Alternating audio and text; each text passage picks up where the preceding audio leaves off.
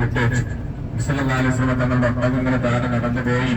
ഒരു സ്വഹാബിയുടെ അബൂ അയ്യൂബുൽ അൻസാരി റളിയല്ലാഹു അൻഹുവിന്റെ വീട്ടുമുറ്റത്ത് ഇരുന്ന് മുട്ടുകുത്തി.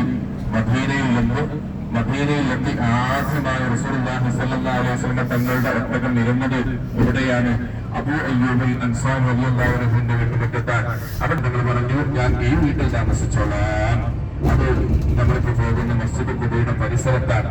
സല്ലല്ലാഹു അലൈഹി വസല്ലം തങ്ങളുടെ ഒട്ടകം മദീന ആദ്യമായി മുട്ടുകുത്തിയ സ്ഥലമാണ് മസ്ജിദ് ഖുബയുടെ പരിസരം. എന്നിട്ട് നബി സല്ലല്ലാഹു അലൈഹി വസല്ലം തങ്ങൾ പറഞ്ഞു, മദീന അങ്ങനെ റസൂലുള്ളാഹി ഉഹുദുമലയാണ് കണ്ടുകൊണ്ടിരിക്കുന്നത്. ഉഹുദുമല മദീനയിലെത്തി ആദ്യമായി നിർമ്മിച്ച പള്ളിയാണ് മസ്ജിദ് ഖുബാ. ഈ മസ്ജിദ് ഖുബാന്റെ നിർമ്മാണത്തിൽ നബി സല്ലല്ലാഹു അലൈഹി വസല്ലം തങ്ങൾ പോലും കല്ലും മണ്ണും എടുത്ത് അതിലേക്ക് പടുക്കാനൊക്കെ സ്വന്തം കൈ കൊണ്ട് അധ്വാനിച്ചിട്ടുണ്ടോ എന്നുള്ളതാണ് മസ്ജിദ് ഖുബയുടെ പ്രത്യേകത. നബി സല്ലല്ലാഹു അലൈഹി വസല്ലം തങ്ങൾ മദീനയിലെത്തി ആദ്യം റസൂലുള്ളാഹിന്റെ ഒട്ടകം മുട്ടുകുത്തിയത്, നബി സല്ലല്ലാഹു അലൈഹി വസല്ലം തങ്ങൾ മദീനയിലെത്തി ആദ്യം താമസിച്ചത് ഒക്കെ ഈ മസ്ജിദ് ഖുബയുടെ പരിസരത്താണ്. നബി സല്ലല്ലാഹു അലൈഹി വസല്ലം തങ്ങൾ മദീനയിലെത്തി ആദ്യമായി നിർമ്മിച്ച പള്ളി കൂടെയാണ് ഇപ്പൊ നമ്മൾ പോയിക്കൊണ്ടിരിക്കുന്ന മസ്ജിദ് ഖുബാ. മസ്ജിദുൽ ഖുബായിലേക്കുള്ള യാത്രയാണ്. മസ്ജിദുൽ ഖുബായിലേക്ക് പോയിക്കൊണ്ടിരിക്കുകയാണ്. മദീനയിൽ നിന്ന് മസ്ജിദുൽ ഖുബാ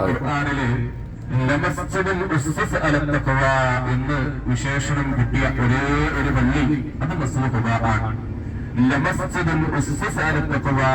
തഖ്വയുടെ മേലിൽ അസ്ഥിവാരമിട്ട പള്ളി എന്നുള്ളൊരു വിശേഷണം, അത് വല്ലാത്തൊരു വിശേഷണാണല്ലോ. മസ്ജിദുൽ ഹറാമുണ്ട്, മസ്ജിദുൽ നബവി ഉണ്ട്, മസ്ജിദുൽ അഖ്സയുണ്ട്, ലോകത്ത് ധാരാളം പള്ളികളുണ്ട്. പക്ഷേ തഖ്വയുടെ മേലിൽ അസ്ഥിവാരമിട്ട പള്ളി എന്നുള്ള വിശേഷണം കിട്ടിയ ഒരേ ഒരു പള്ളി അത് മദീനയിലെ ഈ മസ്ജിദ് ഖുബാ എന്ന് പറയുന്ന ഈ വളരെ സുപ്രധാനമായ പള്ളിയാണ്. പ്രിയപ്പെട്ടവരെ, അതിന്റെ കാരണം എന്താണെന്നറിയോ?